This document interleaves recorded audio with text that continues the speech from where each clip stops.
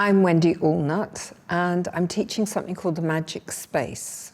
The Magic Space is a series of exercises that I was taught by Shati Salaman, and it's to do with looking at the space and analysing how the space works, and eventually creating a sequence of story movement that is a dream. You look at the space just as the space without drama, and then you introduce different ways of using the space, and then you introduce the ideas of the dreams.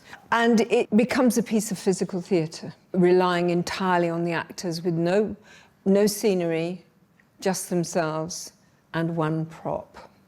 The first initial exercises are to do with horizon.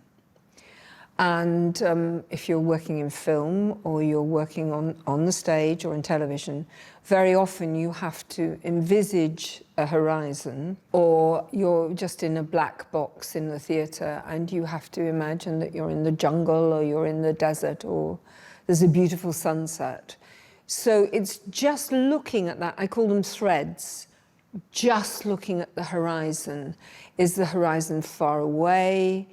Or is it an urban horizon with lots of high-rise buildings?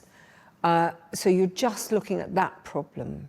And by looking at different threads, then hopefully the actor has that for when they're working on anything.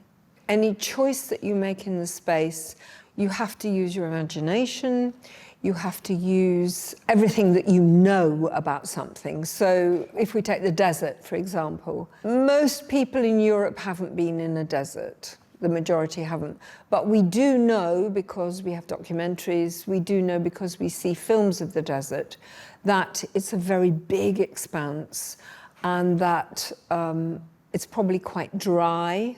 We could be in a cold desert, and that alters everything. That alters what happens to your body because you're cold. We know about being cold, even though we don't know about being cold necessarily in a desert. And so you assimilate your knowledge to try to achieve.